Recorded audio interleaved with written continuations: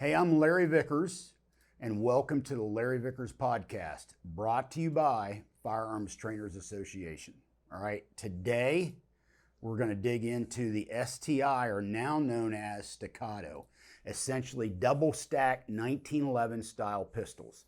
These have seen a resurgence on the tactical side of the house, and I'm going to take you through my history with the platform, what I became aware of it back in the day, my experiences with it, and then what I have seen here fairly recently with the guns as they've reinvented themselves in the Stacatto. Okay, so let's go back here. This is an original. This is an STI frame gun, 9mm. You need to understand something. When I was first exposed to this thing, it was way back in the day. Virgil Tripp was involved, Sandy Strayer was involved, Chip McCormick was involved. It was brought out, and really 45 ACP was the dominant caliber at that time. Thought process is, hey, we'll bring this thing out as, competition pistol. We're bringing it out as a duty gun. I mean, it's going to take the 1911 to the next level, 45 ACP and whatnot. And a lot of people tried them. I know in Delta we tried them. We tried these guns. We tried Paras. We also tried a Caspian double stack in 45 ACP because we were looking at a higher capacity pistol to replace the single stack 1911s we were using. Problem is, none of them were acceptably reliable to replace our single stack 1911s. None of them. It didn't matter if it was the Caspian, the Para, or the STI. They just weren't there. The real issue was the magazine. The magazine of that era, and this is one of the earlier STI mags that goes with this gun. This is a 20-round 140mm mag in 9mm, all right? And it goes with this particular pistol. None of the mags were perfected of any of those platforms, which kind of surprised me. You kind of go, wait a minute. So that means double stack 45 ACP mags are just inherently flawed and none of them are going to be worth anything. Well, that wasn't really the case, because you look at like the HK USP in 45, the Glock 21 in 45, both of them with double stack magazines that ran great. The HK 45 USP was the pick of the litter beyond a shadow of a doubt. The Glock 21 had some parts breakage issues early on, but feed reliability out of the double stack mag was never one of them. I always thought, you know what they should have done? They should have designed these guns and used a USP mag, use a USP 45 mag, which were dead-ass reliable magazines, and they were then and they are to this day. And I always thought, like, hey, you want one of these things to run in 45 ACP, use an HK USP mag and just reverse engineer it. Never really went that direction. So what you saw is this thing kind of faded as a tactical or duty gun, and it really found its niche in the competition realm. Really became a strong contender and a strong pistol in the competition realm. A lot of customization done in different calibers, 40 Smith & Wesson, 38 Super, comp guns and whatnot. That's where this gun shined. And so what you had was guys who were used to tuning the mags, clean them in between each stage. They disassemble them and clean each mag between each stage, stretch the springs if they needed to. I mean, they were hyper vigilant about maintaining the gun and especially maintaining the magazines. And the magazines, the word was, hey, we need to take these mags, the original mag, and they all need to be tuned. You need to send them to a gunsmith like my buddy Joe Barnes' father in Louisville, Kentucky, Superior Firearms. He kind of was one of many guys that specialized in tuning these mags. And they get them and tune them and tweak them and to make them feed reliably and whatnot. Well, a lot of them didn't really realize what I found out recently is these mags were kind of handmade in the back of the STI shop. They're really not made in a conventional way that you would see pistol mags made today by somebody like SIG or Beretta or H&K. They're kind of handmade almost in a crude fashion in the back of the shop. So the uniformity really suffered big time. So then Delta tried to use this gun as a duty gun. When Delta made the switch from single stack 1911 and 45 ACP, they went over to 40 Smith & Wesson, and the two guns that they brought to the table was a Glock 22 and 40, and then this particular gun, an STI gun, a 2011 in 40 Smith & Wesson. And they tried to field both of those guns. Unfortunately, it was a failure for the STI. They had issues with them from the start, functional reliability issues with sights coming loose and whatnot. Had some of the STI people come up to the unit to try to tweak them and get them working. And after a while, the unit just threw in the towel on them and actually sent the guns back to STI and said, hey, we need your money back because these guns are unacceptable. And so then the unit kind of took the Glock 22 and ran with it. Matter of fact, those guns were sold on the U.S. civilian market. It's kind of a little bit of a black eye for STI, so they didn't bring a lot of attention to it. You kind of had to have some inside information to know, hey, these were the Delta 40 Smith & Wesson STIs. My buddy Joe Barnes' father turned me on to it. I was able to buy a couple back in the day, and they largely flew under the radar. I remember seeing them sold on Gunbroker, and some guys customizing them and whatnot because they were sold out of STI as a used 40, but you didn't know the lineage until I did my 1911 Vickers guidebook, and then I show one of the pistols. I show one of the 40 Smith & Wesson pistols that Delta had that they essentially sent back to STI. And now I had two. I still have one, and I sold one of them I had for $5,000. So now they're extremely desirable, also very rare. You hardly ever see them. And on the 1911 market, and especially the military small arms pistol market, they're one of the holy grails.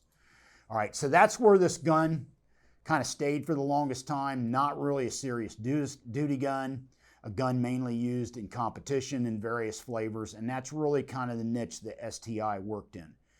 Fast forward, new leadership, new ownership, they came in, and to their credit, the guys down there now said, we're going to make this gun right. We're going to make this gun reliable. We're going to make sure it's a quality product that the end user can count on. And the first thing they did is came in and had the magazine completely redesigned from scratch. They went to an outside magazine vendor and said, help us fix this magazine. So that was the game changer with this gun. All right. The new mags are dramatically better than the old mags. They're dramatically better. And now what you see is this particular platform has really dialed down into 9mm. Kind of interesting. 9mm, back in the day when I was in the Delta and whatnot, I mean, you had 45 and then competition shooters like Rob Latham shooting 40, and then you had some guys shooting 38 Super and whatnot. And 9mm was just a caliber that, you know, the Beretta had, the M9 Beretta had it, and nobody really paid it a lot of attention. Now you fast forward 15, 20 years, and the 9mm is the caliber. It absolutely dominates. 40 Smith & Wesson is completely dead. And like I tell people, 45 ACP is kind of on hospice. You still see them in 1911s. The higher capacity pistols like your USP, your Glock 21, you rarely ever see them. You hardly ever see anybody using one of those guns. And now we live in a 9mm world. That's just the way it is. Why is that? Well, there's a lot of really good guns in 9mm. Ammo is relatively inexpensive. You know, taking the COVID thing out of the equation, relatively inexpensive. There's a lot of good different types of duty ammo in it. There's a lot of great pistols. They hold a lot of bullets. They're fairly soft to shoot. They last a long time. There's just so many factors that come into it. And here's the other thing. This is kind of the kicker. Enough people have been shot with handguns now that we realize whether you shoot somebody with a 9mm or a 40 or 45, it does almost exactly the same thing. It's like my buddy Ken Hackathorn says. He was a die-hard 45 ACP guy for the longest time, and he now basically uses a 9mm. And he put it great. He said, look, do I think a 45 ACP is better if you're in a handgun fight with somebody? He goes, yes, I do. However, that being said, I don't think it's so much better than a 9mm that it outweighs the advantages that a 9mm brings to the table. So that's where we're at. The 9mm dominates. So what you see now is the reimagined STI is now 9mm. And now they've changed the name, which was a suggestion I made. Had a guy named Sean Armstrong, used to work at Nighthawk back in the day, and he came down to STI, now Stacatto, and kind of runs the production side of the house down there. Good dude. I've had him in a variety of classes. Great shooter, knows the platform very well, solid dude. And I started talking to him. I said, you know, the guns in the classes ran great. He showed me the gun, ran like a champ, never misses a beat now. The mags are dynamite. The guns shoot great triggers. I said, you guys need to change the name. And he said, yep, that's the plan. Plan is we're going to rename it, reimagine it as Stacatto. And that's what they've done. They've done it recently. And that is to kind of show is, hey, there's a new change in direction with this company. We understand our past, but we have a new direction. We have new leadership, a new priority on quality and reliability, and that's what Stacatto is all about. So that's what these guns are. These are Stacattos. How do you spot it right off the bat? Easy is the frame. The frame is kind of an updated, if you imagine a reimagined frame module from STI, that's what they've done on the Stacatto. I saw it fairly early on when Sean had one in the class. And what they've done here is, now understand with these STI style guns and the Stacatto, the upper portion, the interfaces with the slide is metal, steel or aluminum, most oftentimes steel, but steel or aluminum. And then this polymer grip frame module attaches to it essentially.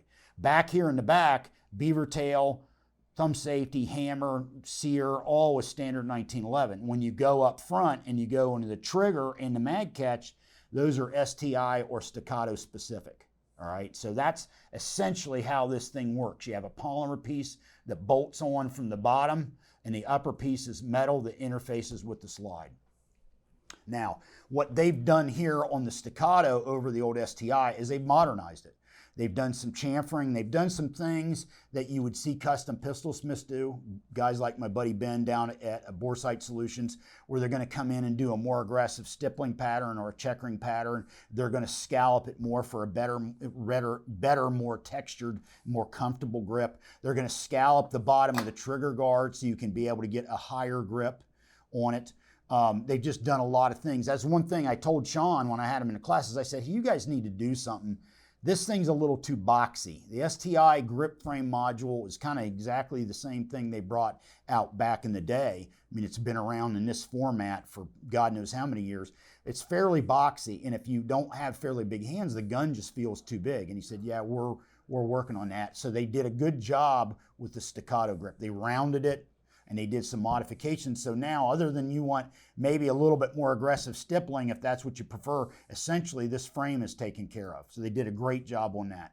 Now, part of the other thing they reimagined, grasping grooves. They did a more unique grasping groove profile, so it's something that jumps out at you. They changed the naming. So this is a C for a compact, this is a P, and this is an XC. This is a compensated gun. All right, this is the one, to me, is kind of the pick of the litter. This is that mid-sized gun, almost a little bit of a Colt Commander-sized gun in terms of the grip frame being pretty much full size, and then you have a shortened slide. This is the gun that I've got the most time in and what I've seen most people shoot with. All right, now magazine-wise, they have upgraded magazines, completely redesigned. Excellent magazines now. For the compact, you're talking about a 16-round mag. For these guns, these longer mags, 140 millimeter magazines, are 20 round. The 16 round is a 120 millimeter. So that's what you got up here. One in the chamber is 21, one in the chamber here is 17. So you bring a lot of capacity to the table. If you look, you kind of see they've integrated a mag well in the bottom. So you really don't have to attach a mag well now. I'm sure they have the ability to do that, but you really don't have to do that. These particular ones all have a optic mount up top, which, as I understand it, my buddy Justin here, who runs the podcast, gave me some info on this. Dave Dawson came up with the design in terms of the ability to mount different optics on top of the weapon, and then as well as the front sight. And generally, their guns with the optic come with a fiber optic front sight, which is kind of common. I've seen Wilson's do that. And oftentimes they're green fiber optic fronts. And you go, well, why is that? Well, part of the reason is when you bring up that optic, you want that red dot to really jump out at you. You don't want to be distracted by another red object or something up there that might grab your attention over the red dot. So the green contrasts with the red dot, and then you focus on the red dot. It's much brighter. But you're also something that will jump out at you during daytime. It has a fiber optic, so if you come up and the red dot's too dim or it's dead, it's turned off, let's say, then at least you have the green fiber optic to reference. All right, so another thing they've done here, they bobbed the beaver tail. all right, much to my buddy Justin's chagrin, who has big hands.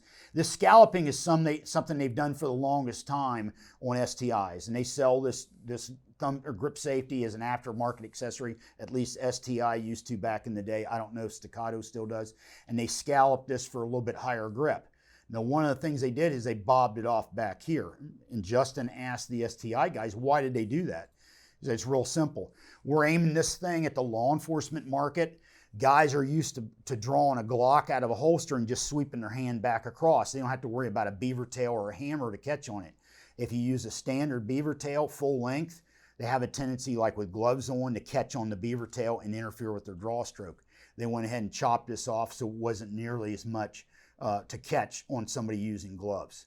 Now, U.S. Marshals have adopted this. I did a class down there for a buddy of mine at the Marshals down in Louisiana a little while ago, and it was right when they were first getting these guns. As a matter of fact, I helped a couple guys get holsters ready for the guns and the guys to use them out in the field.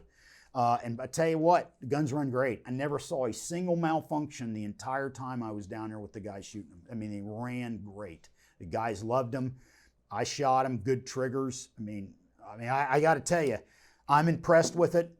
If you're looking at a double stack, kind of a duty grade, full size 1911 like this in a double stack format, this is definitely going to be one to consider. Now, Wilson has the EDC X9, great gun, a little bit different niche for that. Kind of a concealed carry gun. They also make one that's more full size, and it's also a more expensive gun. So it's more in the custom gun realm. This is more of a high capacity custom production gun realm.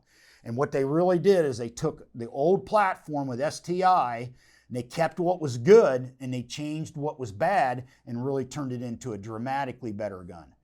Really has seemed to catch on. Here's what we're seeing here. High capacity, or standard capacity if you prefer that terminology. Pistols like your Glock Gen 5, your HK VP9, your SIG P320, those guns, Smith & Wesson M&P, those guns now are the norm. All right, striker-fired polymer frame guns, high capacity. Those are the norm. You're always going to want, there's always going to be guys that want that 1911 option in that platform. They're going to want the better trigger. They're going to want the ergonomics. They're going to want that excellent accuracy. They're going to want what a 1911 brings to the table, but in a higher capacity 9mm format. And that's what this gun is intended to do. It's intended to go at that exact market, whether it be law enforcement or civilian or whatnot. They're looking for a gun in that realm that bring the 1911 capabilities and features to the table, but in a higher capacity 9mm format. And that's what this is all about. It's meant to be that option, that 1911 double stack option to your Glocks, your HK VP9s, your M&Ps, your your SIG P320s and whatnot. From what I've seen, they've done a great job, and here's something for them. Everything kind of came together for them in terms of them reimagining not only the magazine, but the gun itself. 9mm now becoming the dominant caliber. They bring it out as a serious gun in 9mm, and everything just kind of fell into line for them in terms of this gun kind of becoming reimagined. SHOT Show, their booth was a beehive. People are dialing into this gun. I'm sure sales are higher than they've ever been before. Kudos to the leadership and the new ownership who came in to kind of turn this gun upside down. Like I said, Sean Armstrong, guy in charge of production or building these guns down in Texas, great shooter, good dude, good head on his shoulders, came from Nighthawk and brought a lot of fresh blood down there. They're doing a good job. Justin, what else can you think of I can hit on? Your build on the 2011. Oh yeah, got it. Okay, so I built a couple of these back in the day. I used frame kits.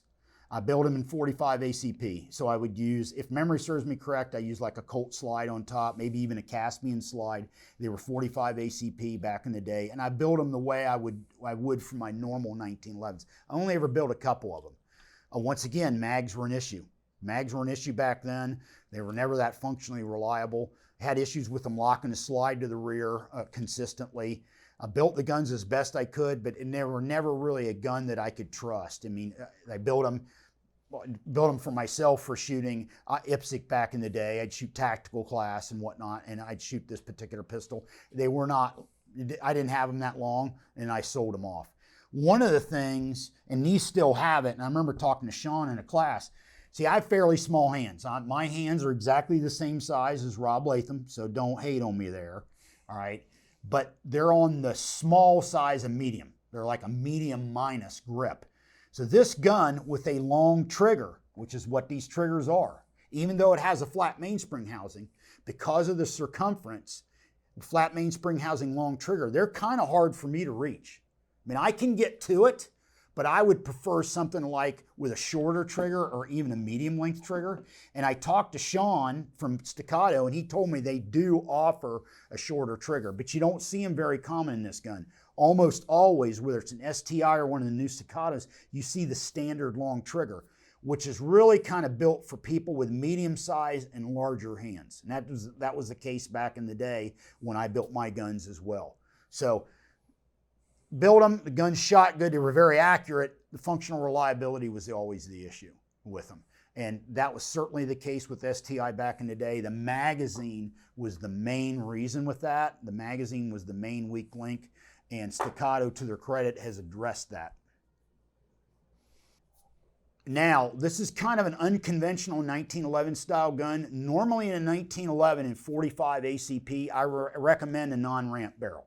You don't have to have a ramp barrel in 45 ACP if it's a steel 5-inch gun or whatever the case may be. My personal opinion is when you get off the beaten path, when you get away from that 5-inch conventional barrel bushing, steel frame, 45 ACP 1911, and you get into different calibers, different platforms like this, makes a lot of sense to have a ramp barrel. So I would tell you, if you're going down this path in 45 ACP, you want to have a ramp barrel in the gun. Now, that being said, when you see these in other calibers, just like you see the majority of 1911s in 9mm, you're going to see a ramp barrel, all right?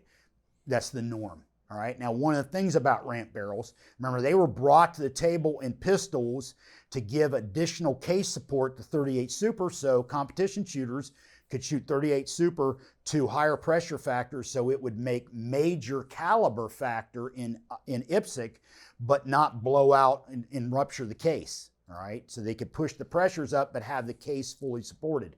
What that can do for you, though, the downside to that is that can change the angle of the feed ramp, particularly at the top of the feed ramp when it goes into the chamber. You need to kind of have that edge rolled so it kind of assists that cartridge rolling over the chamber, rolling over the feed ramp into the chamber. So that's one thing you need to do. 45 ACP, supporting the case is no big deal, but remember, we're kind of in a realm right now where 45 ACP isn't nearly as widely used as it used to be. We're in 9mm now. Fully supporting the case here in most cases is not an issue because you don't have people pushing these to major power factor. They're shooting practice ammo or they're shooting duty loads or whatnot, but you're not having to worry about a fully supported case. But what you are having to worry about is making sure that feed ramp angle is not so steep and the junction between the top of the feed ramp into the chamber is not so abrupt that you now have feeding issues. You want to make sure that edge is rounded so you have a nice smooth transition from the ramp right into the chamber. That's something you need to look at. Most of these guns, I guarantee, are dialed in. It's not an issue, but it's something if you're going to fit your own barrel or you're going to have a gunsmith fit a ramp barrel that maybe fitting ramp barrels is new to them, that's something you got to look at. Also, making sure the ramp barrel does not come comes too far back into the magazine well. The last thing you need is that ramp barrel coming so far back that now it not only shortens your feed angle, the distance that the round has to come out and then hit the feed ramp to go into the chamber, but also now you can have a situation where the feed ramp is actually hitting the magazine. Both of those are bad juju. Both of those are pretty easily fixed by a dialed-in gunsmith, but there's a learning curve to it. All right. Anytime you're building a 1911 style platform in 9mm, if you listen to the Jason Burton podcast I've had, he'll tell you, just like me, there's a learning curve to this. Extractor tension, feed ramp, how to feed it, how to fit it up, making sure the magazines are the way they need to be. It's not as forgiving as it is in 45 ACP. Your margin for functional reliability is much more narrow than it is in 45 ACP.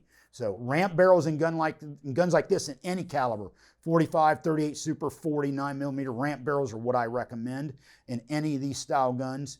regardless of the caliber, but there's also a learning curve in terms of fitting them and making sure they feed reliably. Okay, now let's talk about these guns as duty guns. Remember, much better than they used to be, but they're still basically a 1911. All right, what does a 1911 mean? What it means is you got great inherent accuracy, you got a great refined trigger, but there's a price to be paid for that. You're also talking about a platform where certain parts have to be hand fitted. You're not looking at a gun like a Glock 17 or whatnot, where you can essentially take Glock spare parts or replacement parts out of a package, swap them out, and you're ready to go. Many of these components have to be hand fitted. The three components you always have to assume on any 1911 platform, and certainly these guns count in this category, is the three parts that you got to expect to hand fit are extractor, thumb safety, and grip safety. Don't expect to take any of those out of the package, put them on, and they're good to go 100% without fitting. You may get lucky, and that may be the case, but I can tell you don't count on it. Most of the time, those three components are going to take skilled hand fitting. All right, they're not a plug and play style thing. So that's one thing that end users need to be aware of. The other thing is, if they're coming from a gun like a Glock, you cannot treat these things like Glocks. Like any 1911, they got to be lubed. Just like an AR-15 or an M4. Generally a 1911 will run dirty. They really will. They'll run filthy as long as they're lubed. Same thing with an AR-15 or an M4. As soon as you start running with these guns, like any other 1911, you start running it dirty and dry, you're begging for problems. It's just a matter of time before you have issues. Same thing with the M4 and the AR-15. Same exact thing. So you got to keep these guns lubed. These are not Glocks in that realm. They're guns like any other 1911 that require lubrication. All right, gang, hopefully you enjoyed this overview on the STI and now the Stacatto. Kudos to Stacatto and what they've done with this platform. They've really kind of turned that company upside down. I've had a lot of people ask me about it. My buddy Kyle Sweet here has asked me about it. Justin, we've talked about it. And I said, hey, when I see these things in classes now, they run like a champ. They run like a champ. They're almost always a 9mm, and the guns run great. They shoot great. They're accurate. I met some of the people involved with Stacatto. They're good people. Their heart's in the right place, and they're doing great things. So these are good pieces of kit. Hope you enjoyed it. Hope you learned something. All right. Stay safe. We'll see you back here next time. LAV out.